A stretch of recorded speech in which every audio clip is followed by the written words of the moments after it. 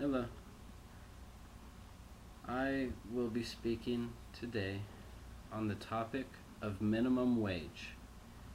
I will be speaking on minimum wage from the viewpoint of someone against and someone for, and I will try and persuade you to be against minimum wage. I will also discuss briefly facets of minimum wage, such as raising the federal minimum wage, positive and negative effects of having minimum wage law, as well as having minimum wage law in general, and what that could mean.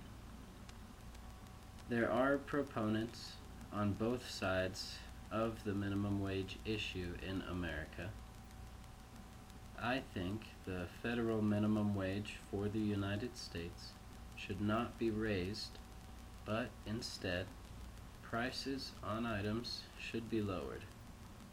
Those in favor of minimum wage law believe it will decrease unemployment, increase the standard of living for the poor, and encourage employees to work harder. While researching for this paper, I came across a few books and experimental trials that I found referenced in a lot of the other articles and websites that I visited. These books included experiments, including surveys that provided evidence for those against, and also evidence for those for minimum wage law.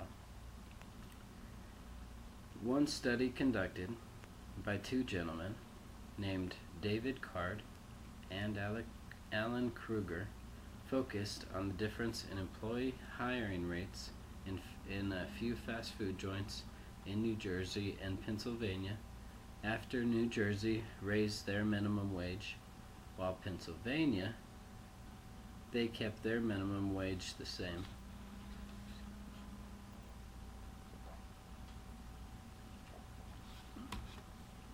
Opponents to instituting minimum wage laws would predict that the results of the Carl and Kruger, or as we'll call it, the Carl Kruger project, would reveal that they, in fact, were correct.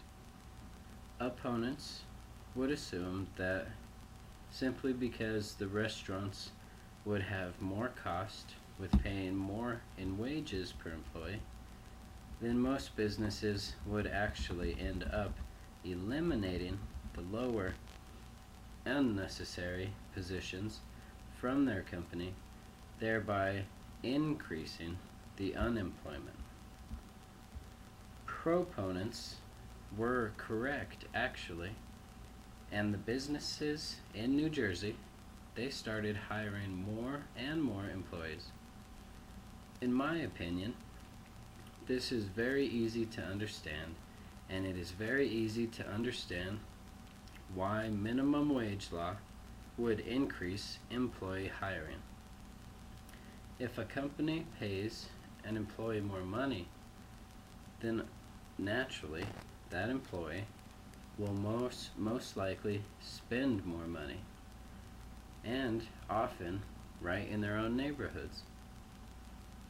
If people spend more money, then there will be no more, or there will need to be more products and more people providing different services. And since there are gonna then be more products and more people providing services needed, then that obviously means that there will need to be more positions created within companies. And that, my friends, is how people start getting hired more frequently. Some of those who might be against minimum wage law and instituting it would actually play a very large part in they think that it would actually play a large part in causing unemployment, and that it would cost way too much money to fill some of the positions that are higher up within the company, thus eliminating the lower paying jobs, and of course minimum wage law will cause inflation.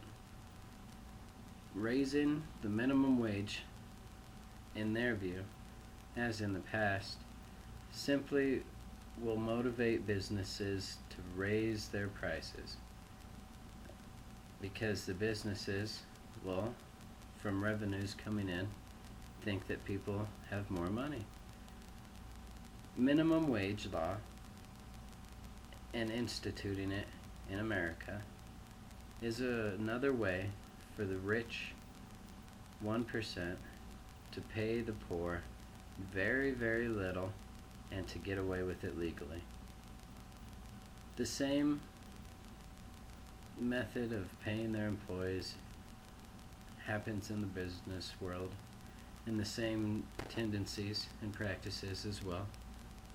The trend today seems to be for businesses to hire employees to work sometimes 10 or more hours, under 40 hours per week, and the status of the employee when hired and throughout their employment will be a status of an at-will employee, meaning that the employer can let the employee go whenever they feel that they have, a good reason usually, but not even necessarily. But that also means that the employee can quit or leave the position if they feel like they need to do so as well. This keeps businesses from having to pay the employees as much in wages and benefits as they would if the employee was receiving and working 40 hours per week or more.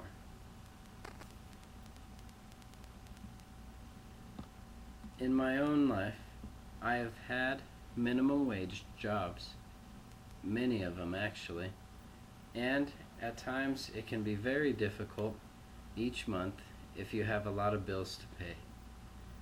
With the current way our system in America operates, raising of the minimum wage and minimum wage law in general often goes hand in hand with inflation. The end of 2011 was the worst in 40 years for minimum wage earners, according to Bloomberg News.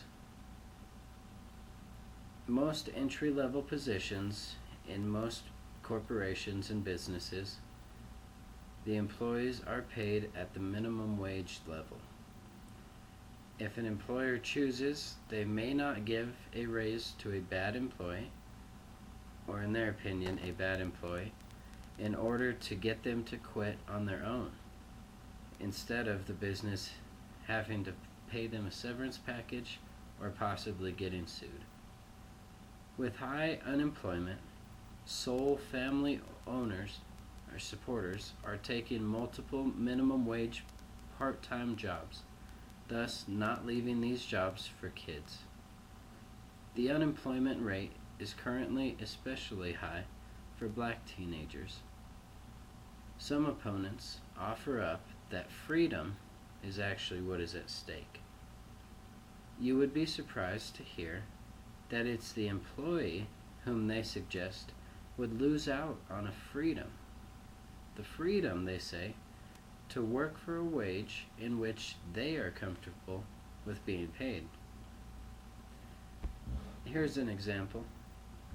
I was told by a friend recently that a person from the Depression era told her that to help him get a job during those times, he would go shop to shop and ask if he could work for them for free. And once they saw his work ethic, they would end up hiring him. With minimum wage law, how it is today in America, you could not legally do anything like that. And that is the freedom for the employee to be paid under minimum wage. When teenagers cannot get jobs, they tend to get into trouble. Even if they could, minimum wage is not a living wage. Not enough money to support a single individual living on their own, let alone an entire family. When minimum wage is raised, businesses eliminate employees and or reduce hours of current employees in order to make the bottom line.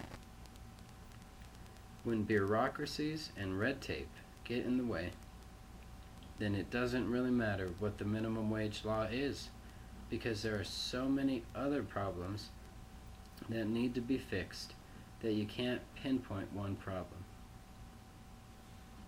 My conclusion, then, is that this is very easy to understand. But as with most things in this world, the ability for businesses to operate freely and very sparsely taxed is what actually is very important in keeping the spirit of America flowing. Therefore, we should not raise the minimum wage law, but instead we should focus on pinpointing other issues and take on multiple problems at once. Thank you.